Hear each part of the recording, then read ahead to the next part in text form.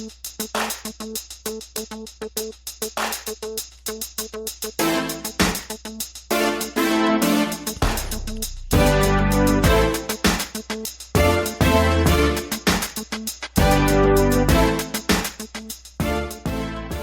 and welcome to the Black Entrepreneur Blueprint Show. I am your host, Jay Jones. Black Entrepreneur Blueprint was created specifically to educate and inspire Black entrepreneurs to launch, build, and grow successful businesses. Join us as we help build an economic power base in the Black community by promoting business ownership. If you are currently an entrepreneur or want to be an entrepreneur, we invite you to join us every week here at Black Entrepreneur Blueprint.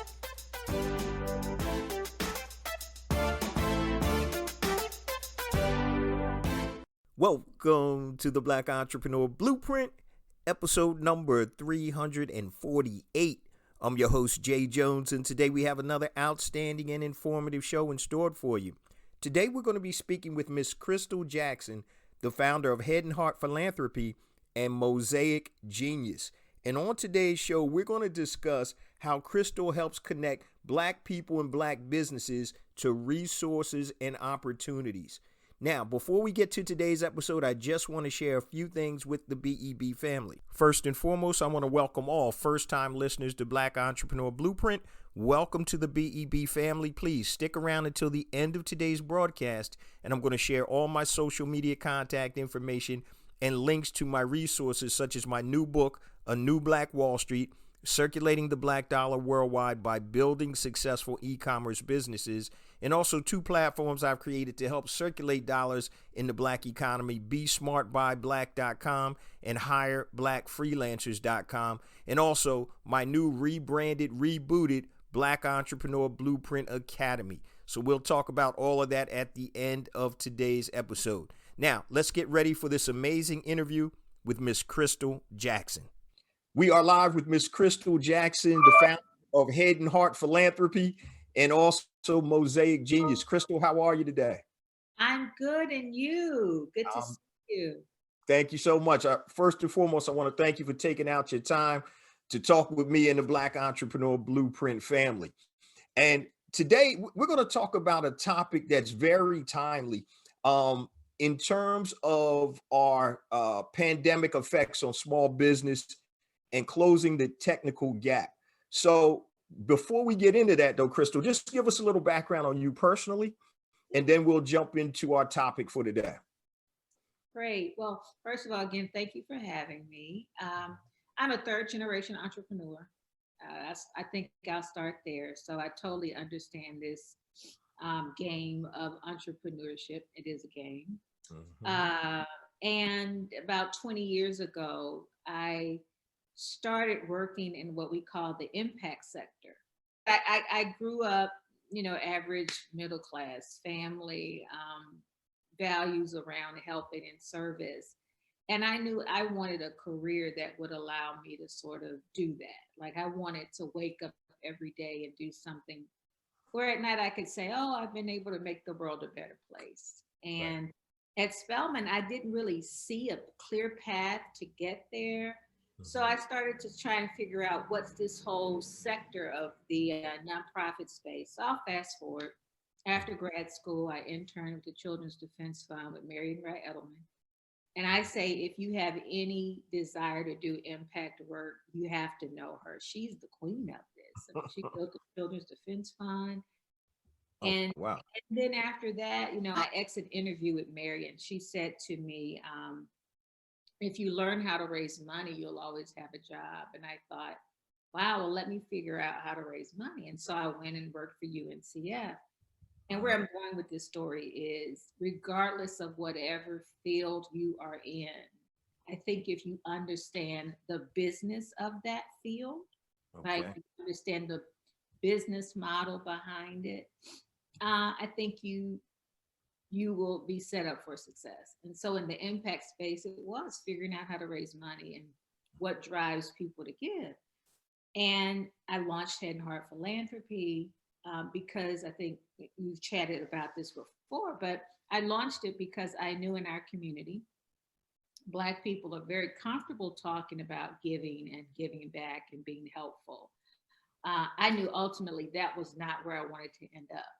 I knew I wanted to end up talking more about how do you have money to give back. Right. And so I launched Mosaic Genius sort of like to run parallel to talk about this intersection of wealth building and impact. Because I always say jokingly, but I mean it, philanthropy is the first cousin to capitalism. That's right. And, you know, if you don't have any money to give, if you don't have any money, you can't give any money. And so I Exactly. think it's understanding that very complicated intersection caused me to launch it. And I'll add this on the impact side, on the business side of it, most people think of it as impact investing Right. as a tool, right, to sort of, invest dollars and see return. And we can talk more about that as, throughout the interview. But Okay. for those listening and listening for the business model and impact, it's really impact investing. Okay. That makes sense. So you said something very important. So if you're able to raise money, you'll always have a job. And it's funny, I have a t-shirt that says I created there's no revolution without economics. So everything is economic and money driven. And it's unfortunate, not that you can't make an impact with no money. You can start a cause, you can start a movement, but it's a lot easier if you have money. So I want to go to which of your entities was created first, the Head and Heart Philanthropy or your Mosaic Genius? Head and Heart Philanthropy was created. Okay. Yeah. Okay. So for the Black Entrepreneur Blueprint family, just break down the difference between Head and Heart Philanthropy and Mosaic Genius and how they kind of run parallel. Great. So Head and Heart Philanthropy was all about working in the nonprofit space. Okay. We picked these buckets: health, education. We've added technology, but health, education, entrepreneurship. And I think entrepreneurship has become very sexy for people Right. to talk about, right, in the last 3 to 5 years. But, so then we would say economic development. Right. Uh, and I knew that foundations had metrics or ways or interventions that they would use to help improve those outcomes. Okay. I have always been focused on improving those outcomes in our community. So I wanted to figure out what tools, organizations, individuals that we could lift up that was focused on those areas and doing this work through the lane of philanthropy. I mean, I'll say this and nonprofit work. I say this now, but I sincerely mean it is, I do think the impact sector is the third sector. And I want to say this, and I don't want to be offensive, but Okay. the amount of money, like let's take venture. People are talking about being VCs and Right. so forth. If you raise $10 million, I think that is amazing. But in the world of big business, it's not a lot of money, right? Right. So you're still sort of like, to use the term emerging, which I'm not a fan of, but I think there needed to be a sector that even served people with those ambitions, right? And so, because typically people are like, well, if you don't, a fund is $150 million. Well, there aren't many Black people walking around that are able to raise $150 million funds. That's just Right. to be honest. So oftentimes I think people shy away from the sector, but I think it fills a huge void. It helps get people over. It's a good way to sort of transition. So for me, that's when I started to think about the business case for this sector. Okay. And I said, this makes a lot of sense. This space makes a lot of sense because, you know, it's a great sort of in between as you're moving to the next, which is sort of why I don't like emerging, because it sounds like people are not doing something yet. They are actually doing it. They probably, due to a whole lot of other barriers, may not get there as fast as though. I hope I've sort of answered the question. No, no, Okay. that makes sense. I got I just wanted to make it to clarify for the BEB family so you'll understand exactly where you're positioning yourself in your different businesses. Now, I wanted to ask you real quick. When we talked before we started recording, you had talked about hosting a gathering on Martha's Vineyard, and that gathering has actually turned into something. Uh, I don't know if you expected it to grow as big as it did, but tell us about that and tell us what the actual gathering is and what the reason of the gathering is. So it's funny. This 2021 marks my 10th anniversary. And it feels weird to say that out loud. I literally started gathering people on the vineyard because I kept looking for a safe space where Black people could gather to talk about, to talk specifically about our folks around a couple of buckets. How do we improve outcomes in our community? I've been going to all these conferences and they were the best conferences to attend, and I'm truly grateful. But Right. I was tired of paying thousands of dollars and all Black people are going to get is a panel. Right. And on that one panel, it's going to be everything non-white and male. And I have some incredible white male friends and I love them, but I was no longer going to participate in that. I Right. just made a decision. I'm not going to another one of these. And then, and then I thought more about, well, how do you, as entrepreneurs, what are you solving for? And Right. really had no intent to make it a business, but I knew I wasn't alone in this feeling.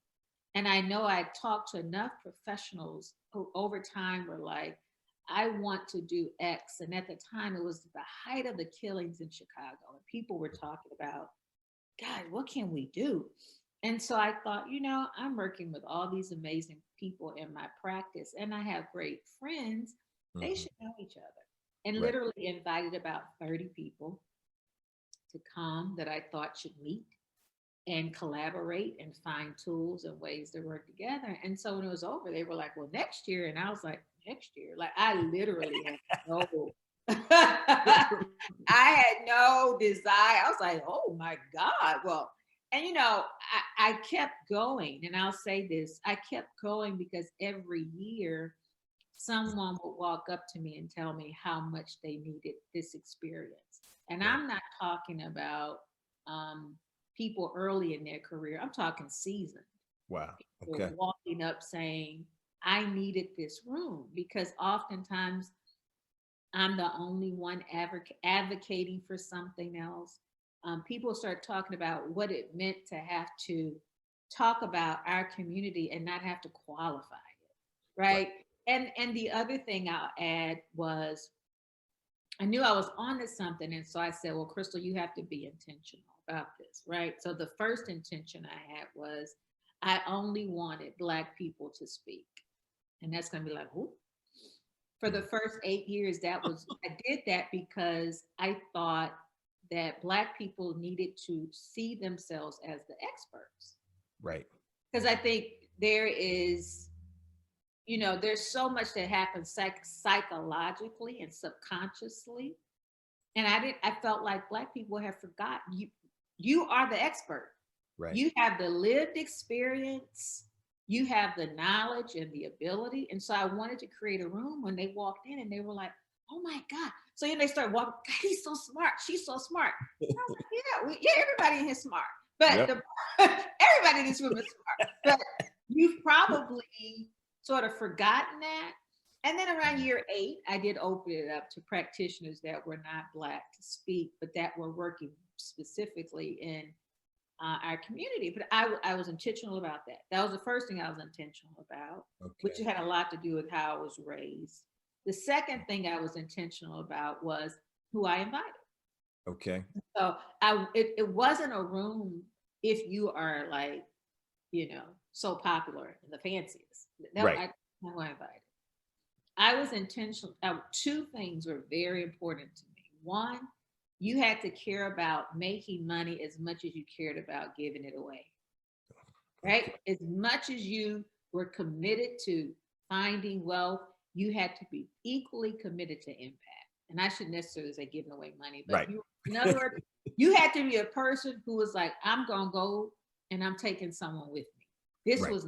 This is not the event if it's all about you, right? If it's just about how I'm going to get paid and and I'm securing the bag, and if that's all you care about, this isn't, like, you wouldn't enjoy this room.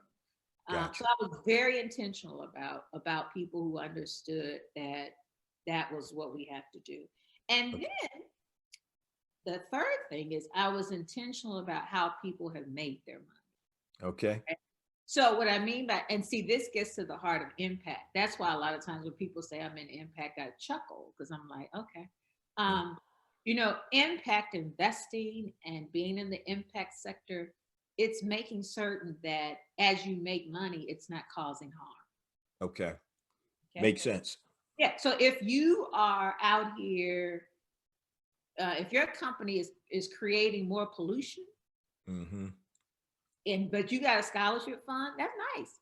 Right. But you are, you're causing harm to the Right. environment. If your product, whatever you're selling, um, does not empower it will, let me put it this way.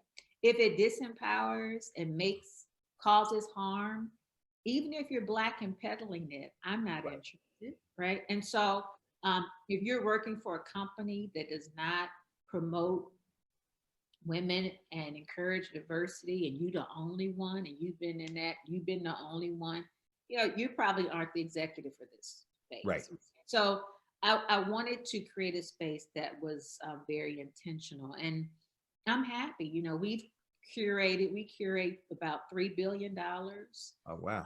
We help, well, when I say help deploy, what I mean by that is I just provide the stage and people meet and connect. And for years, people have gotten on me about, oh my God, you need to turn this into this and da da da.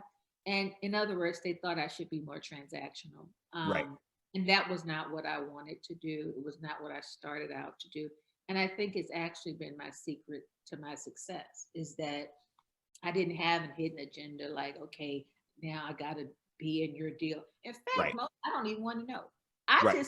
All I need to know is there was a space intentionally designed for people that are focused on wealth building and community impact in the Black community.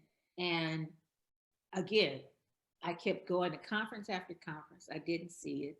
And even for some of our historical organizations, I love them dearly, but I never saw Right. this as a focus. And so that was how we created the gathering. So, in terms of the actual number of invitees, has that stayed the same or has it grown over the years of the event? It has grown. We started out with like 30 people. I have this picture at the end of this, so cute. We kind of all huddled up. Now, and now it's over 100 people. It's really supposed Oh, to be, wow. yeah, and every year there's like a waiting list, and I'm grateful for that. I Right. will say too, I selected Martha's Vineyard in August because, again, I thought it was important for Black people to see ourselves in spaces where we were happy, Right. we were on vacation, Mhm. we were with our families and with our friends. Um, Mhm. and we weren't having to qualify our activity like, oh, Black people do that. Yeah, we do. Right. And so Right. so I thought, so I wanted, so that was, one real intentional thing. So I think the place makes it easy. And then two, Mhm. I am very big on creating spaces where no one feels like they're not important, right? And Right. so you can be on Martha's Vineyard and you can walk in up to bump into anyone.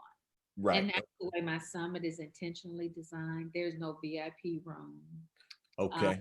there's there's no, like, you sit over here. If you come to the summit, if you speak, you sit at the table with other the attendees, right? And so I just felt like we need more rooms like that. That makes And a lot of sense. yeah, and interesting enough, a lot of the speakers will say to me they've appreciated that because they learned something. right? They weren't Exactly. held in the back in the green room till it's time for them to come out and talk. No, that's not what that's, this isn't that. You know, uh, I was just sort of raised, everyone puts their pants on at the same same time, time. more. But by and large, for me, it's been about a value system that says I can do good and do well at the same time and not at the expense or harm of my folks. That makes a lot of sense.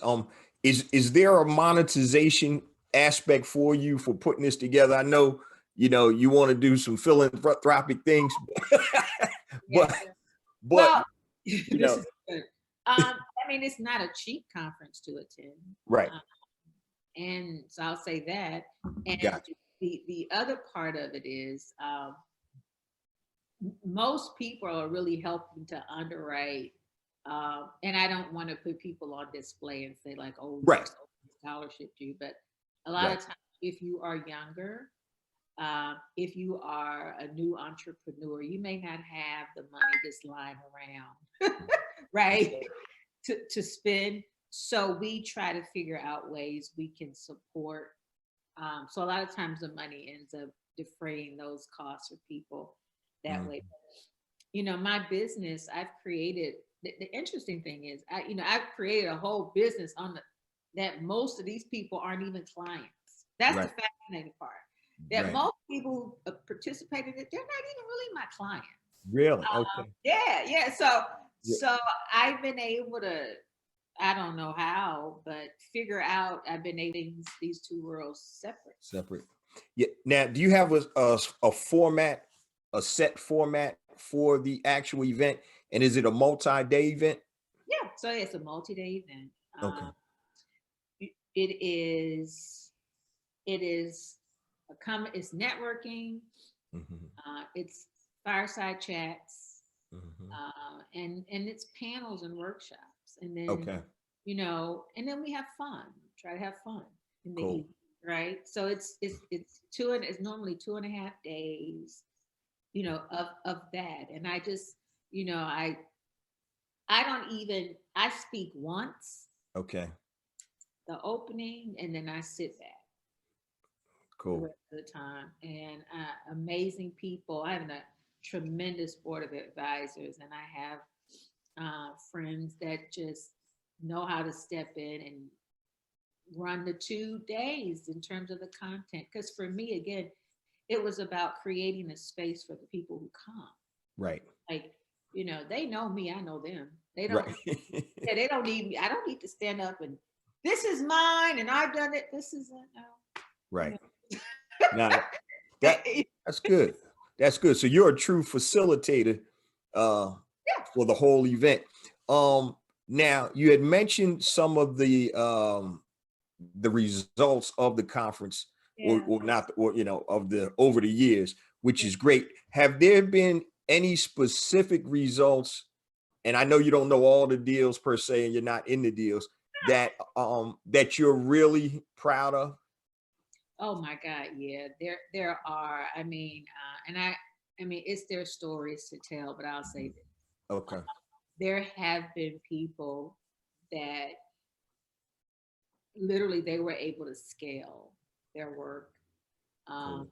they were doing okay, but they met someone there that helped them literally scale. Then Mm. there have been people that are ready to close shop, Right. because they just didn't see a clear path or Mm. didn't have resources or access. And then they go, oh my God, I've been trying to meet this person and I knew if they could hear my story. So there have been stories of that where people have been able to stay open and they're now thriving. I have to say, I think I want to be careful, but I have to say, I think everyone that's attended has probably survived the period of when they say most Black businesses close shop. I think my Right. folks, I think they're all still thriving. Oh, They may that's a have blessing. pivoted, right? They may have pivoted. Um, Mhm. there have been people that, you know, um, have met partners to work with that have the partnerships that have been formed. Right. Um, and the long-term like friendships. Like this year, we really missed being together. Yeah. the friendships that have been formed. But I have to say personally, since I'm comfortable sharing mine, is Okay. so eh, I'm now at a different point than I was when I first started doing this, and now as I become more seasoned in age and all those, you know, flying all around is not as cute. Right. Um, and and I've been thinking more about a place-based strategy. And kudos to JP Morgan. I have to say this, can't thank them enough. When I first started, the first one, they were my content partner. Oh, wow. That's right, a woman by the name of Celeste Smith, who's no longer with the firm, but she helped me gather really all the content. So grateful. Hmm. I pitched something to folks at JP Morgan while we were there that really would move me into place-based work. And Hmm. we tried it out and piloted it. And, it was tech, a tool for sustainability. So proud of this new platform I'm launching because, you Hmm. know, I am originally from the South.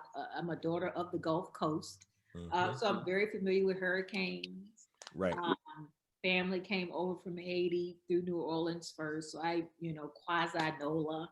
Right. Uh, right, probably fake NOLA, as some would say. But it's where my folks started, and it's where they Okay. started entrepreneurship. They created barges, and they used those up and down the Mississippi River, and ended Wow. up in Mississippi. But that's sort of the story, and why I believe in the American dream. I do think it is possible. Hmm. Yet I can be critical of this country at the same time. Definitely. But fast forward, I pitched this idea to launch this initiative in New Orleans, specifically around helping small businesses become more tech enabled. Now, when I say Okay. this, you can appreciate this. Every Black person that's ever gone to the Essence Festival or New Orleans in the summertime is going to understand when I say this. My last Essence Festival that I thoroughly enjoyed, I Hmm. was standing in line to get something to eat, Hmm. and it was hot. And Right. I sweat. I am like, oh Lord. And the line is long, but you're not gonna get out of it. So Right. you just make an event out of it. You just start talking to people. And Hmm. I kept thinking when I got up there to finally got in there Hmm. after having lived in the Bay Area all past 3 years. Now, I think I know everything about tech. So I get in there and I'm like, this man pulls out a pen and paper and like writing the name down. Right.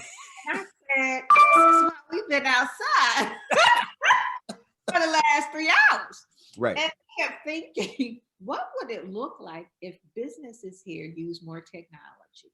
Right. Um, and this was pre-pandemic, right? And so Hmm. I pitched this idea, said, I think more small businesses need tech tools. Now you can probably agree to this too. Hmm. One, technology is a little scary. Two, it's a little expensive. And Right. so most small businesses that I know of, and then people are just trying to keep going. They really don't have the brain space and the budget capacity to think about, well, let me just go buy this new $150,000 tech tool and it'll do Right. it. That's not how it works. But I knew that in order for a lot of these businesses to scale, Hmm. stay open, they were going to have to become more tech enabled. And so I went to JP Morgan and I said this. And they kind of looked, I'm sure they were like, Hmm. yeah, okay. And so they're like, I was a pest and consistent, and I'm persistent, and Right. I kept going. No, we can make this work. We can make this work. They said yes. So Okay. put together this cohort of small businesses, and even the people in the cohort are kind of like, yeah, kind of what you're saying makes sense. Yeah, kind of, sort of. Yeah. Hmm. COVID hit. Everybody said, oh my God, what you said makes sense. Do you have more room in that cohort? I know a business that needs some tech tools because what happened? Right. If you were tech enabled, when Mhm. COVID hit, you were able to stay open, right? Right. Like, Right. if you That's were true. that's right. If you were tech enabled, the impact was not as dramatic. And even when they started to open things up, you kept hearing, is it contactless? Right. Uh, can people, so then it was like, oh my God, Christal, that makes sense. But it made me happy too, because I was like, yes, it is time to take all that we built and learned and know and resources and put them in the community. right? Right. I wanted to start here by helping small businesses become more tech enabled. And like, depending on who you talk to, tells you what phase of COVID we're in. Right. So I feel like we probably maybe halfway. I'm not a Mhm. scientist, but Right. I think we're going to be in the house a while. Right. I, I still think we have a while before we are out of being socially distant. And Right. in fact, I think it's going to be a way of life. And I keep thinking about what it looks like for more small businesses around the country to have these tools. Um, Right. and when you hear the numbers of small businesses closing, uh, it's heartbreaking to think It about. is heartbreaking. It's heartbreaking. And so you didn't ask me this, but I'll say this. The other No. part about our work that I'm proud of is, so that's kind of like, I'm so happy about this. The Okay. other part of the work that I'm really happy about is there will be businesses that, how can I put this? You will either pivot, you will have or you need a soft landing. And I have been working day and night thinking about how to help people have soft landings. Might be getting a little late, but Right. um, if you've put years and years into building something Right. and something happens and it's all gone, that's devastating, It is right? devastating. And here's the other reason I picked NOLA. Hmm. For NOLA knows, New Orleans knows what that feels like. Right. Katrina came in and wiped out what people had been building. So there's a story to why I picked NOLA, right? Right. Is this moment is going to require a level of resiliency, um, and commitment and hope that we've not seen in a long time. The Right. other part about people in New Orleans that I'll lift up and business owners in New Orleans is, Mhm. you know, they say Black people save themselves in New Orleans. Like, I know there are a lot of people that want to think that um, they made these investments, and they did, and that's good. But Mhm. by and large, Black folks were left to figure it out on their own. Well, yeah. And people were, because people were living on people's sofas, like people became Exactly. community, right? Mhm.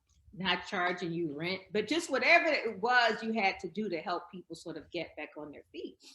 And Right. COVID's gonna look a lot like it. Post Definitely. COVID, when we return to normal, I think there are lessons we'll be able to learn. So, saying all that to say, happy taking place-based strategy to a community where business owners look like me and they need tech tools. So, in respect to the businesses that you're serving or your cohorts are serving, is there an average size? Are they mom and pops, or do you have like large businesses, or what? Break that down for us That's good. and It's a talk to us.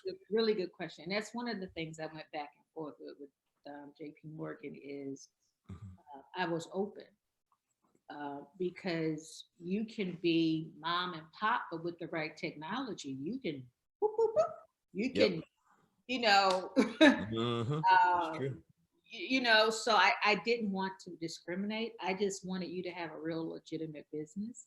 Right. And legitimate, I meant you had all the right certifications, right? And then you had been in business at least 2 to 3 years, right? Okay.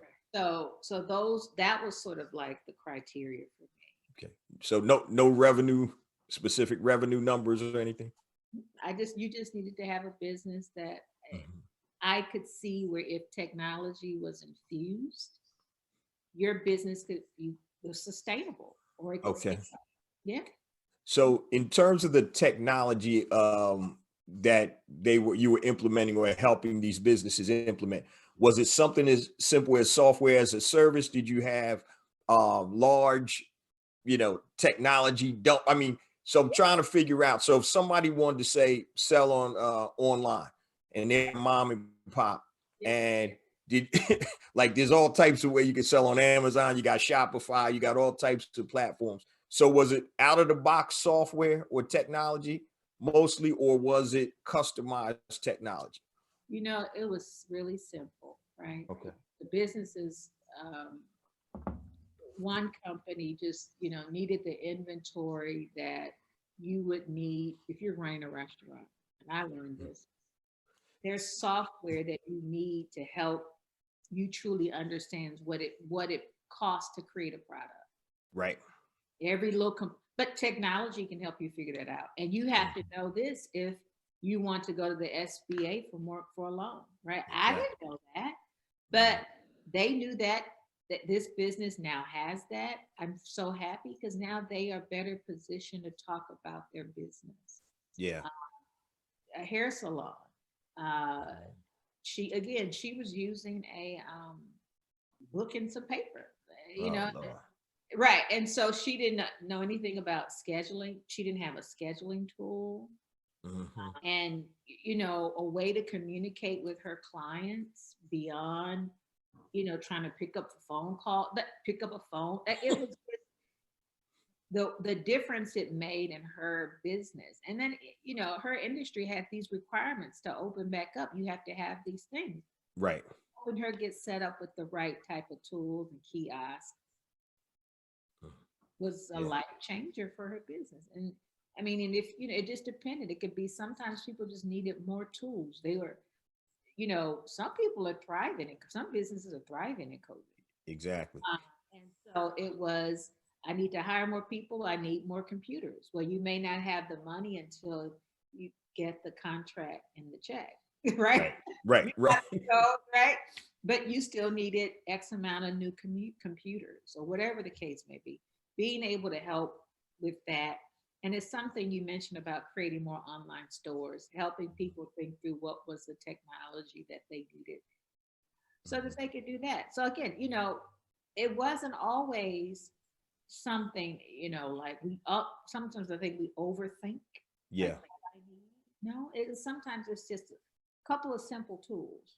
Right. So now that makes a lot of sense. Now, what did they have assistance with the implementation of the technology?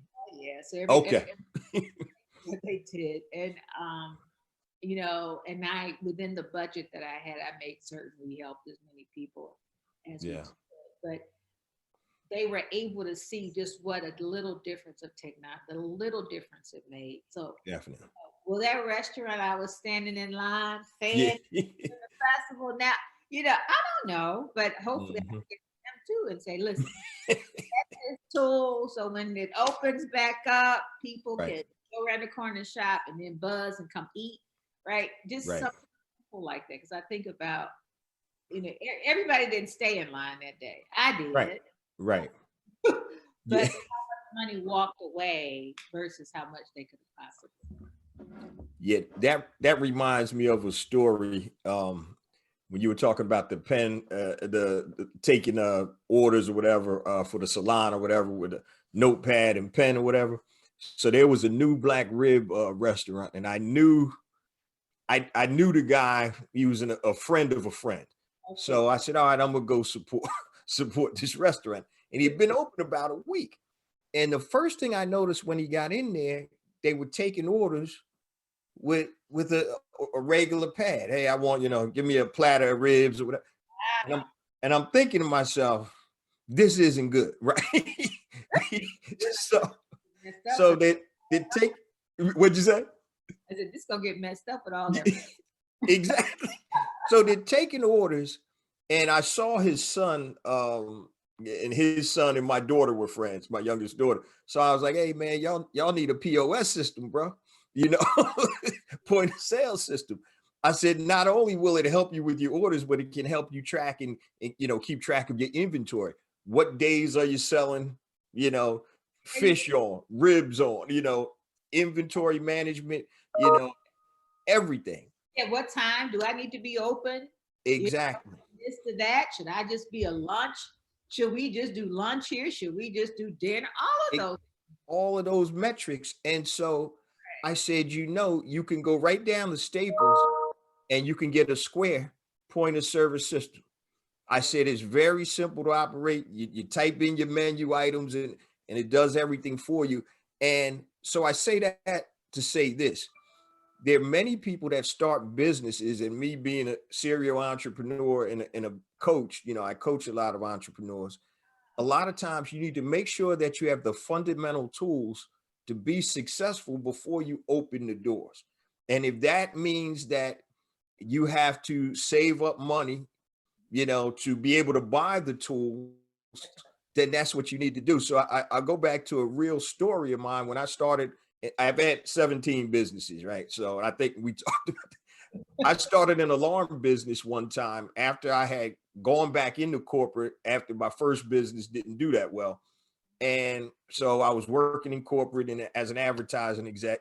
And I was saving up money because I knew when I opened this new ADT dealership, I'm gonna need desk, office space, computers, phones, and the whole shebang.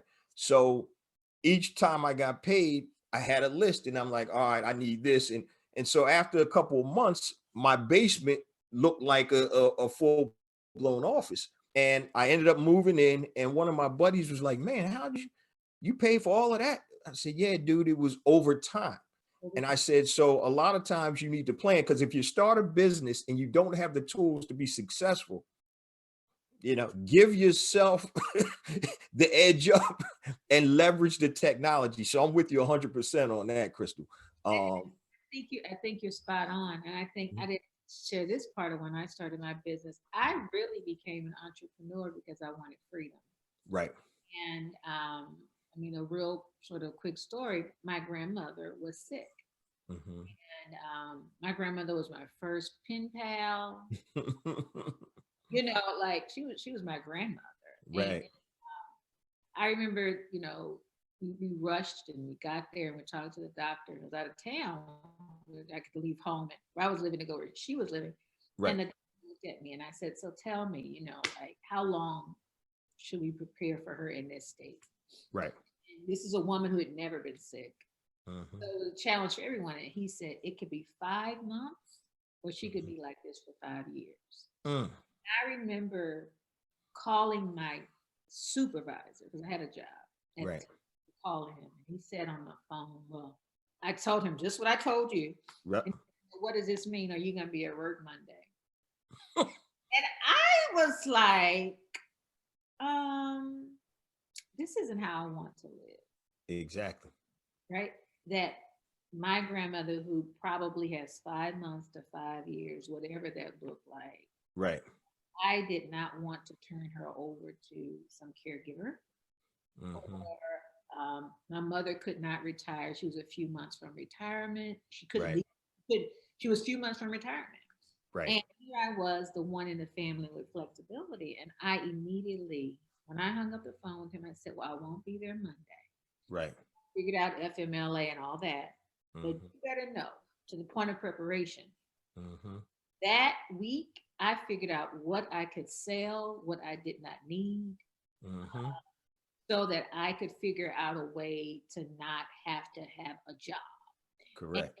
And for me, it was more so about how do I create freedom for myself and for others? Because I just thought there's no way in the world I want to live like this. So the point of preparation was when I first started this business, I knew people wouldn't understand it because it's so different. Like people get paid, you get paid to give away people's money. Like explain this to me, right? Because I knew it's such a new concept. I mean, this sector was probably the sector was probably 15 years old when I started doing this. But right. the point with this is you do have to plan.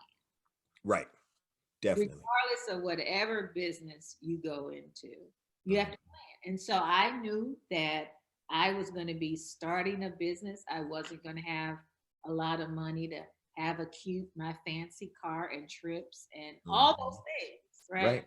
But I kept thinking about, I want to be with my grandmother. Whenever she opens her eyes, if she opens her eyes, whatever the case is, I want her to see us sitting right there. That's right. I had to go be somewhere at somebody's job prevented me from that moment. No. Yeah. So I just, from that moment on, I said, no, I don't, there are things I don't need. And so you made a point when people saw where you opened with all of this, people don't understand there's this season of preparation. Definitely. Season of preparation. That's right. that goes along with it. And it shows up because in the moments when it's hard and it's not making sense and you're not bringing in the money, then you know why you're there. What Exactly. value is keeping you there? And I think for me, the value around wanting Black folks to see themselves in a positive way, right? Right. Wanting Black people to see their brilliance and that they are not limited, that um, that all these barriers that have been created, there's a way around Man, yeah. them. And one of the ways we get there is through collaboration. Mm-hmm. Going back to why I created the vineyard, we needed to trust each other. We needed to be in a room and know that, wow, there are space like me trying to do what I'm trying to do that I can share this idea with them. It's not going to end up Right. explode, right? So yeah, so I do think to the point you made about preparation, that has to be a value that we have to understand. There is a process and a season of that I think sometimes people see this. You didn't ask me for this, but I think Mm-hmm. in the journey of entrepreneurship, people see stuff and they go, I Right. want, but they don't Mm-hmm. understand that's 10, 15 years of building, right? Right. What you don't see. Right. Right. That you don't, that is going to work on a job, but waking up at 3 to 5, working on your business, Exactly. coming back home after you have dinner or go work out, you working from 6 to 11 on your business. People don't, Exactly. right? And I think that's what people have to understand is um, it takes that. Definitely. I wanted to touch on this real quick. You basically told us your why, right? Yeah. When you jumped out. And I think that's something that people really need to think about and understand. And you also touched on something earlier in our conversation about how now entrepreneurship is sexy, right? So when I started as an entrepreneur 20 plus years ago, I was an idiot, right? I left corporate, I left corporate America. And yeah, entrepreneurship wasn't sexy then. This dude is an idiot, right? Why are you leaving this good job? Blah, blah, blah. But but He don't want somebody telling him what to do. Like, do you know when you're an entrepreneur, you have more bosses? that Yeah. exactly right. And so one of the things is like one of my whys, and I've shared this on my podcast. I'm pretty transparent on the podcast, but my wife and I we have 3 children. My oldest daughter is just turned 25, my youngest is 21, and my son would have been 19. And so we lost our son to brain cancer at 17 months old. And so one of the things that was a blessing to me was that I was my own boss. I was an entrepreneur at the time. So if I had to go to the hospital and spend the night with him when he was getting chemo treatments, I was able to do that. My wife needed a break. She had to stop teaching. She was a teacher at the time. And so we had the flexibility. Now, money was a little funny because I had just started that business, but I had the flexibility.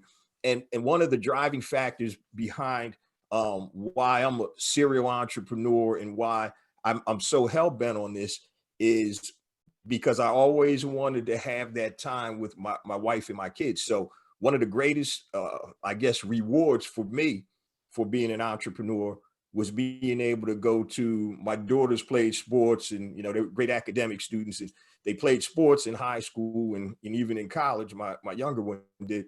And so I was able to go to their field hockey games. From my daughter's oldest daughter was a senior, my youngest daughter was a freshman. From my youngest daughter's freshman year, I never missed a home game, an away game, their travel teams, and I even scrimmages. And people used to ask, "Did your dad work?" He's like, "Yeah," But I was able to create what I call the freedom equation, and I did an episode on it. Cash flow plus passive income equals freedom. And so I was able to build that. But my why was to spend time with my family, be able to be an active father, a participative father, where, you know, the kids know, hey, dad is going to be there. Dad is going to be there for us. It doesn't matter what happens. And so that was one of the things, my biggest why. And even today, you know, I'm able to, yeah, you got other bosses because, for example, I got to make sure this podcast comes out every Monday, right? I got to continue to create content. So yes, I'm not totally free, but I have that flexibility. And like I said, God, you know, I was blessed when my son was sick. Because if I had a job, Christal, I'm gonna tell you, my son was at Children's Hospital in Philadelphia, one of the top hospitals actually in the world for pediatrics. And there were so many families from all over the country and in the United States that one parent would come to be with the kid and the other one would have to stay to continue to work. You know, there were some kids in there, and you got to know a lot of the families on the oncology floor. There was some children there that had no parents there because they had to work. So I'm just like, my God. And I guess that type of stuff probably won't affect you until it does, but you got to figure out what your why is. And if your why is more important, then go ahead and do something about it. But I just wanted to share that story with the listening audience and also to you. Thank you for that. That's beautiful, and I can relate. I can I Yeah. can I can totally relate. Yeah. And you know, you think about, here's what I hope people are thinking about is not to be spooky, but you know, this pandemic is a health pandemic, Exactly.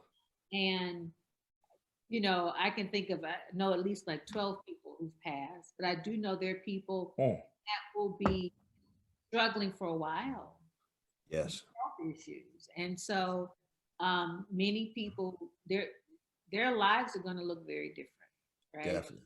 And so I think we have to be thoughtful about even that, how we're going to be able to support people who will probably be disabled. Yeah. Um, and you know, we don't like it. This is so new and different. No one really knows what's going to happen. I mean, you know, Mm. we're afraid, but I think that you make a great point, and what a great story, Thank you. able Yeah. to do that, and more people. Um, I think, I hope, I pray, can position themselves to be there for their loved ones. Yeah. Yeah, That's paramount. You that's know, one of the things I got a couple, not gonna hold you too much longer.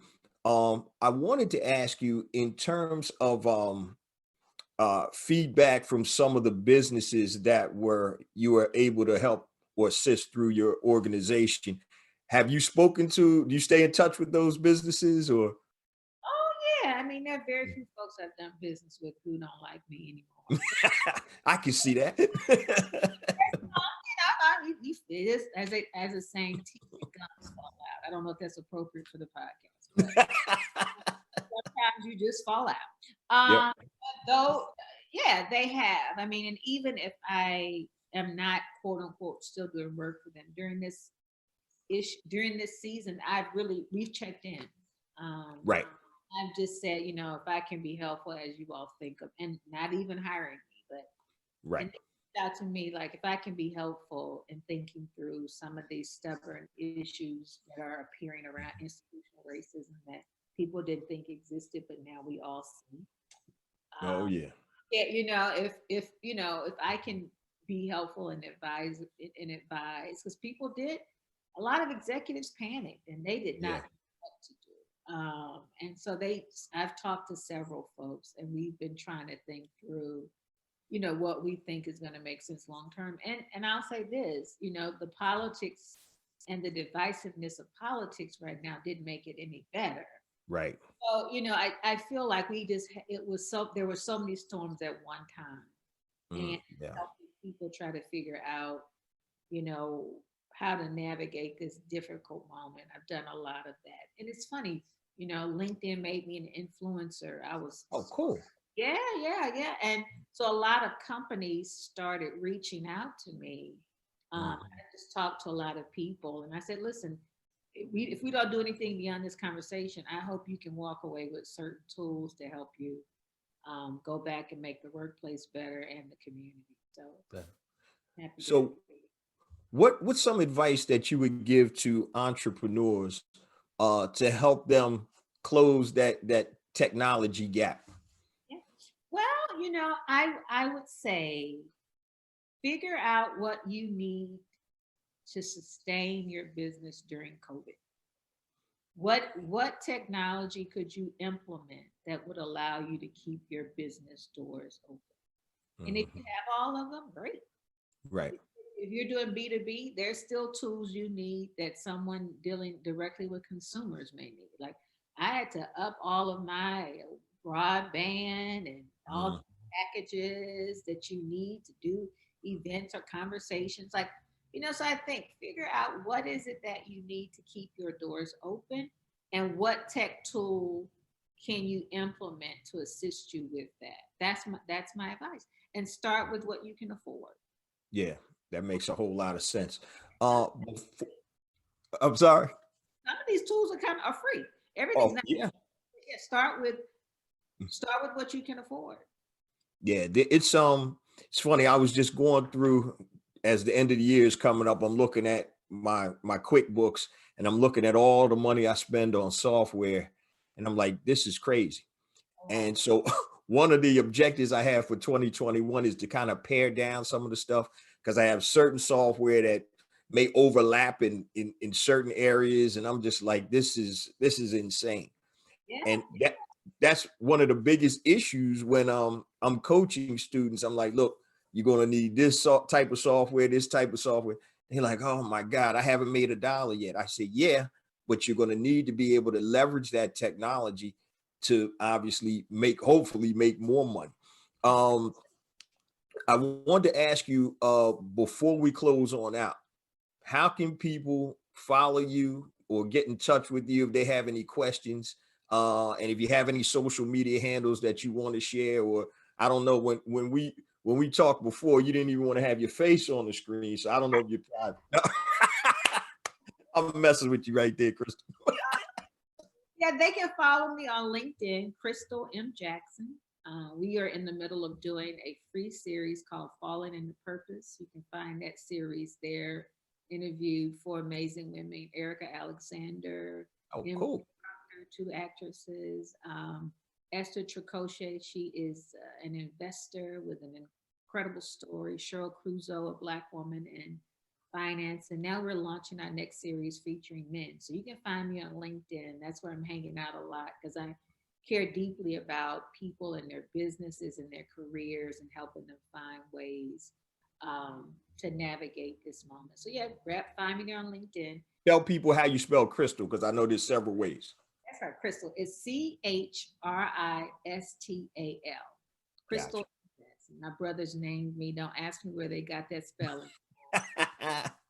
Okay, But you can find me hanging out there for sure. cool. Um, is there anything that I didn't ask you on this interview that you need to share with the Black Entrepreneur Blueprint family? Sometime I'll forget as we start talking. And so if there's something that I missed or you wanted to share, please let us know. No, I think you've covered it.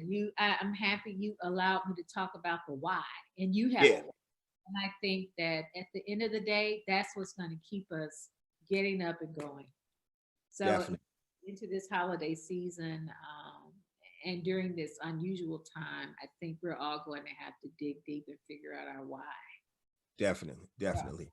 It's been some hard months for some people. This is, Oh, definitely. oh my gosh, right? And Yeah. so I think I look as we pivot, I hope we don't pivot away from our why. exactly, exactly. That's a great point. I look at there's a diner that I go to. I may frequent like once or twice a week. Now, if my wife was here, she'd probably say more, but I'm Right? just gonna say once or twice a week, right? And it's funny because I look at some of the owners, that I know, some of the waiters and waitresses out there, and talking to them after the diner reopened, and they were like, "Oh my God, we're struggling just to hang on." And so, one thing I always tell people, I said, you always want to have multiple streams of income. I said, Yes. if you got one stream of income, I said, you're Woo-hoo, at risk.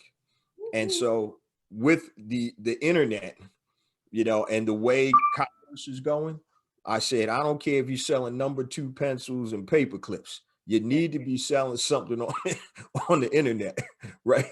And so I'm about to institute, I don't know what I'm gonna call it yet, but it's like make your first dollar on the internet challenge. I'm gonna do something like that because I think once people can start to make money passively or create a product or service one time and continue to get paid for it, it's a beautiful thing when you wake up in the morning and you're like, oh, I made X amount of dollars, even if it's $20 a day. I was You know? asleep. Yeah, it's beautiful because I'm like, man.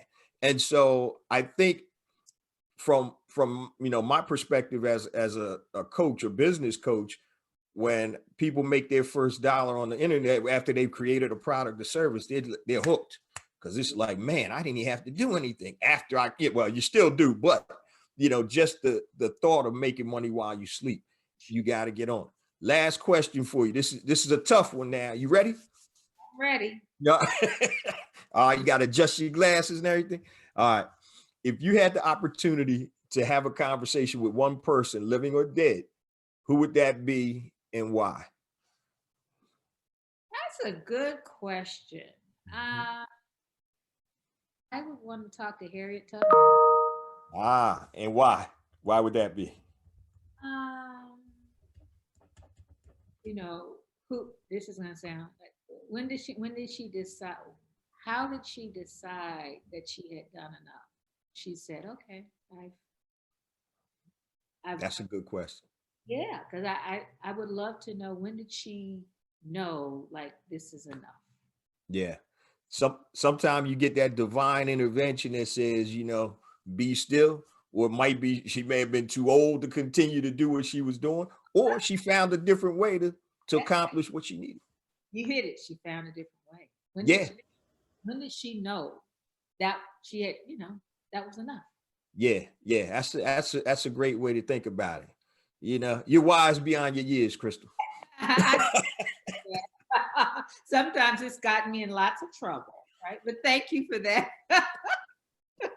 Well, I want to thank you so much for sharing time with the Black Entrepreneur Blueprint family, your entrepreneurial journey, the wisdom that you dropped with the with all of your knowledge and know-how. So we definitely appreciate you sharing this time. Thank you for having me and congratulations on your success. And I'm so Thank happy you. for this important work. That was an amazing interview with Miss Christal Jackson, the founder of Head and Heart Philanthropy and Mosaic Genius. Now, before we get to the takeaways, let me share my social media contact information and my resource links to all the Black Entrepreneur Blueprint ecosystem. Now, I mentioned at the top of the show that my new book is out, A New Black Wall Street, Circulating the Black Dollar Worldwide by Building Successful E-Commerce Businesses. So if you're interested in building a successful, sustainable e-commerce business, go to anewblackwallstreet.com. Pick yourself up a copy. Print version $14.95. The digital version is $9.95. Now, if you need additional assistance building your successful, sustainable e-commerce business, I've created a compatible online program. This is my flagship online program titled Brand Builder Academy Elite. This is a 14-week interactive program that takes you from point A to point Z to help you build a physical products brand and or a digital products brand. Pound for pound, it's my #1 program. So go to bbaelite.com and use the coupon code BBAELITE100 to save $100 off. Also, I mentioned at the top of the show, the 2 platforms I've created to help circulate dollars in the worldwide Black economy. The first one is besmartbyblack.com. So if you are a Black product producer that is looking to sell your products to Black consumers worldwide, upload your product information to besmartbyblack.com. It is free and connect with consumers worldwide that want to buy your products.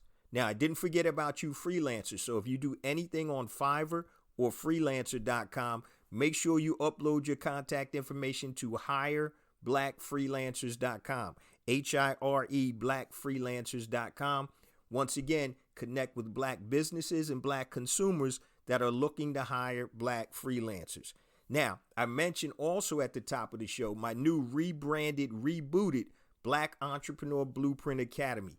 Go to BEBacademy.com. you can take access or get access to all of the trainings and the courses behind the Academy for free for 5 days. So go to bebacademy.com. You can play around with anything in the Academy. Total free access for 5 days, bebacademy.com. Now, I know this is a mouthful, so you can go to bebconnect.com, and all of the information that I just talked about and all my social media contact information will be there, bebconnect.com. Now, let me give you my social media handles. And anytime I say Jay Jones, it's spelled out Jayjones. So if you want to connect with me on anything long, guys, hit me via email, jjones@blackentrepreneurblueprint.com. Facebook, just type in Black Entrepreneur Blueprint. Twitter, jjones001. Instagram, that's jjones for real, Jayjones, the number 4, REAL. Also, YouTube. Please make sure you subscribe to the YouTube channel. I have additional content on YouTube, so just type in YouTube, Black Entrepreneur Blueprint. Hit the subscribe button. Yes, the podcast does come out on YouTube, but there is additional content on there also. LinkedIn, just type in Jay Jones, Black Entrepreneur Blueprint. Connect with me there. Also, don't forget, if you're on Clubhouse, hit me at I am Jay Jones, at I am Jay Jones. Now, let's get back and talk about some takeaways from today's interview with Miss Christal Jackson. So the first thing that I really picked up on is something that Christal said early on in the interview. She said, if you learn how to raise money, you'll always have a job. People and businesses always need money. So if you learn how to raise money, you'll always have a job. That is a great piece of advice for anybody out there. Also, she talked about philanthropy is the first cousin of capitalism. And I say this all the time, there's no revolution without the economics. And once again, if you want to be philanthropic, you have to have the resources to do that. And the way you're going to have to get those resources is through capitalism. You may not be the capitalist, but if you're soliciting resources, somebody else or some other entity is the capitalist. So understand how important it is to be able to finance and fund whatever type movements that you're trying to create or you're trying to make happen or come to fruition. So that was very important. Also, Christal talked about her why. That was very important. And I think, as she said on the podcast, that's a major driver for you and helps you become successful, because it's not just about money. There's always something deeper. There's always something deeper. And I think once you tap into your why, that's going to help propel you to success. So you know how we do it, guys. Make sure that you support Christal. Check her out on social media and support the things that she's doing for our community. Now, I say this each and every week, but I have to, because it's the truth. We get more and more downloads each and every week, and that's because of you, the BEB family. Please continue to spread the word about the podcast and the blog, and once again, the movement, because it's about building an economic power base in the Black community. And that's what it's all about, building and supporting Black-owned businesses, looking out for your brothers and sisters, and basically just doing what's right. And so over these 6.5 years, we've got millions of downloads, and it's attributed all to the BEB family. And once again, we're trying to get this good word out there. So please spread the word via word of mouth, social media, smoke signals, whatever you got to do, because once again, it's a movement. Love you guys. See you same time next week. Peace.